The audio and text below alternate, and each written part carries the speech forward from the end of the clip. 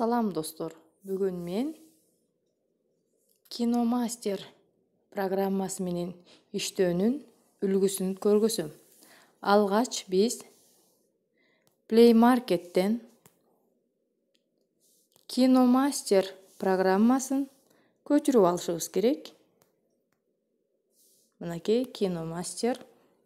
Менде бул алдын ала көчүрүлгөндүктөн мен открыт баскычын басам. Мынакей.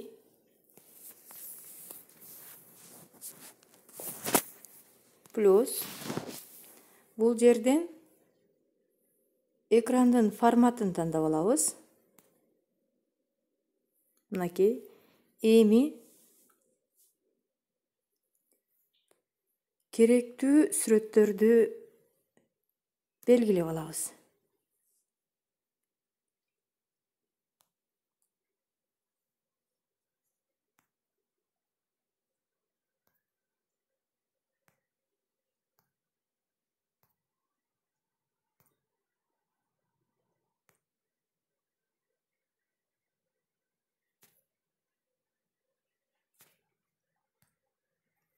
Андан соң, эгерде биз видео жүктөө керек болсок, анда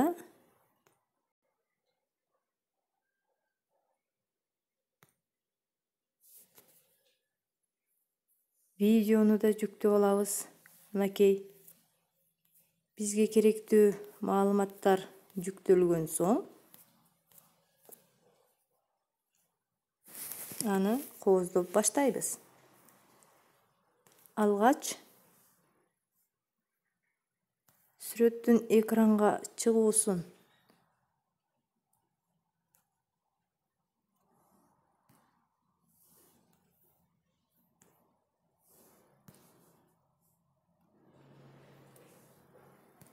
иретке келтиребиз, же болбосо настройкалайбыз. Мынакей.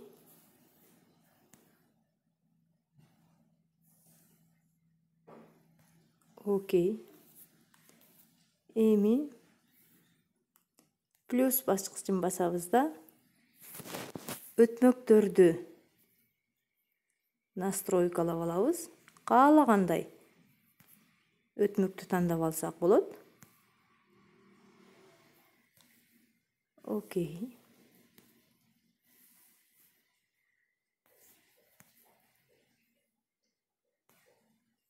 Ошондой эле анын убактысын дагы чоңойтуп же кичирейтип алсак болот.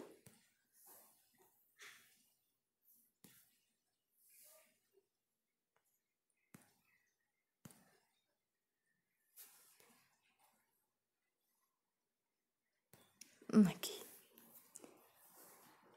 Эми бул жерден каалагандай текстти жазсак болот. Өзүбүзгө керектүү. Мисалы үчүн, мен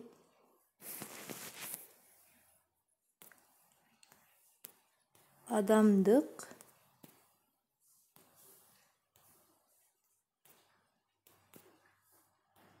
сапаттар деп коеюн.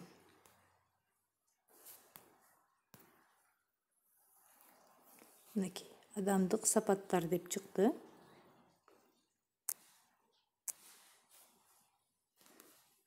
Кааласак муну чоңойтуп алсак болот.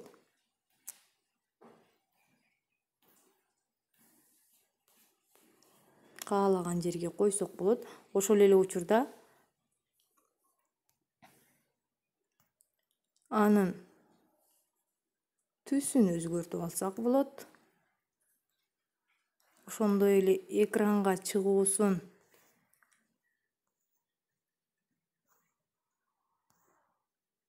анимациясын коюп алсак болот.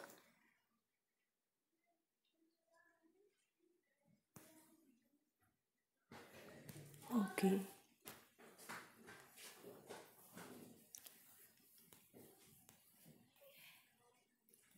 Эми эгерде бул сөздү өчүрүү керек болсо, анда бул жердеги удалить кнопкасын бассак, өчөт. Темасын өзүнчө бир баракчага койгубуз келсе, анда бул жактан өзүнчө фон тандап алсак болот. Мынакей. Азыр мен бул жерге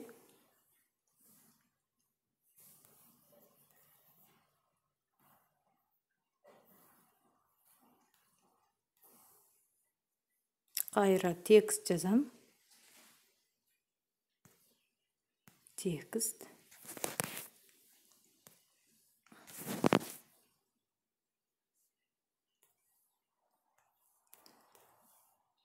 Адам көңүлү деп коеюн.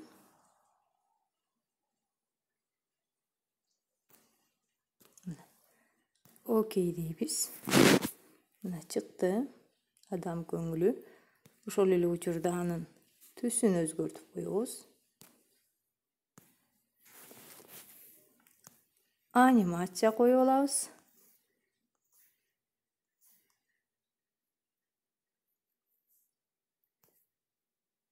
Мынакей. Ошол эле учурда анын убактысын чоңойтуп же кичирейтип алсак болот.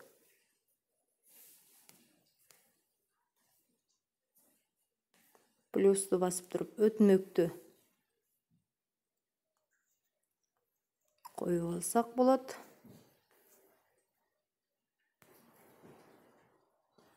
Каалагандай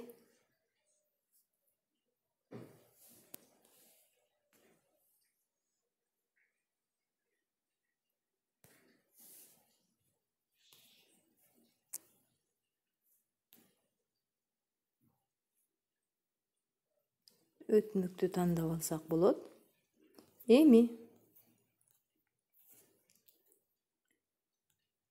видеого келдик.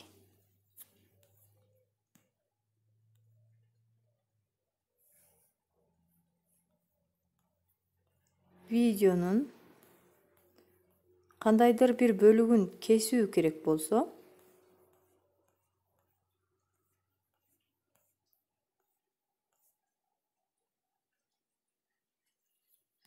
мына азыр мен 2 мүнөттүгүн алып калайын да кайра калганын кесип салайын.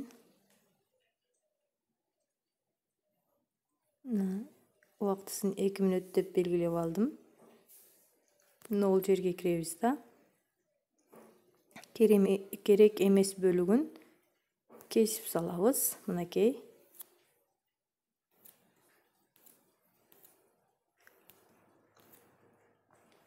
Эми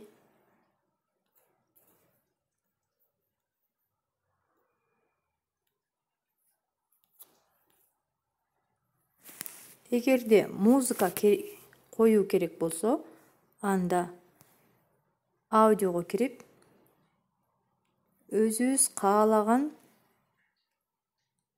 музыканы тандап койсок болот.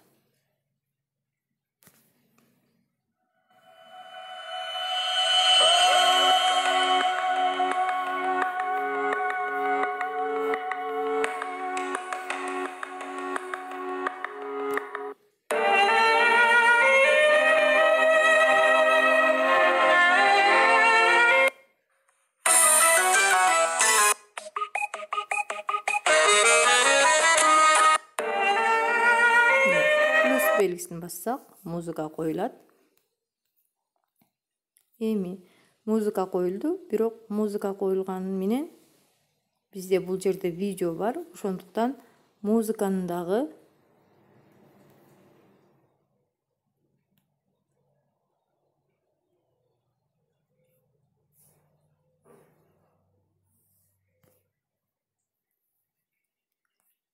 кичине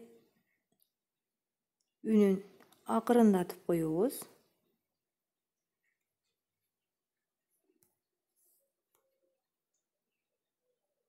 Иштей турган адамдарды тапсаңыз болот. Бирок сиз канчалык бай болсоңуз дагы ошол акчаңызга сизден дартыңызды Мунун дагы видеонун дагы үнүн кичине акырындатып койсок болот. Унун үнү өтө эле төмөн болуп калыптыр. Кичине жогорулатып коелу. Мына ушинтип даярдап алсак болот. Эми даяр болгон слайдты коюп көрөбүз. Мынакей.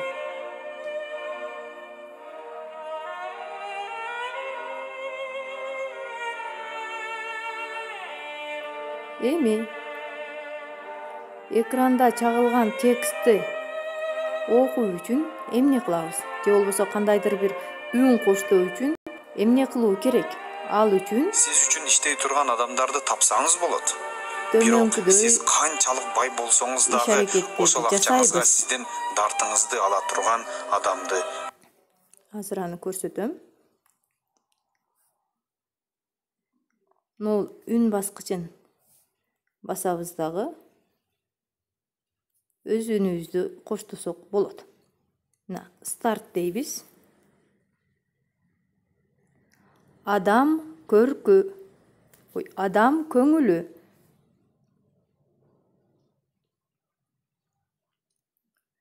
Көңүлдү дарылай турган адамдар көбүрөөк болсо экен. Көңүлдү оорута турган адамдар азыраак болуп.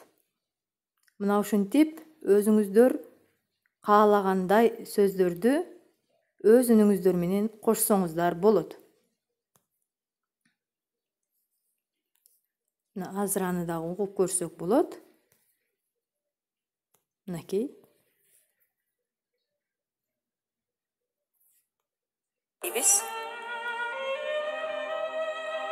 Адам көркү, адам көңүлү.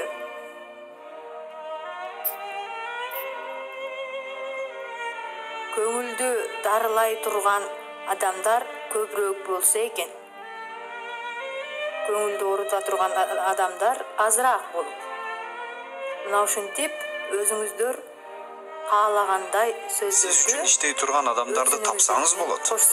Бирок сиз канчалык бай болсоңуз дагы ошол акчаңызга сизден Ошол эле дартыңызды учурда ала турган адамды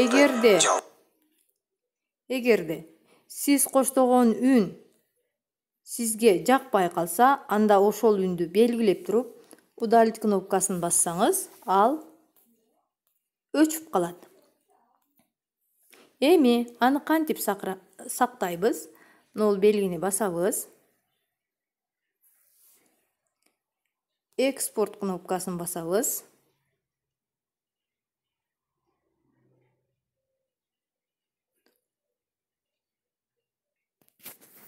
Азыр сакталат.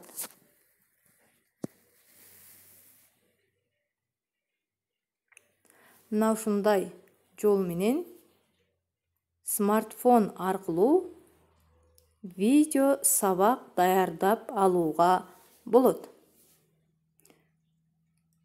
Саламатта калыңыздар.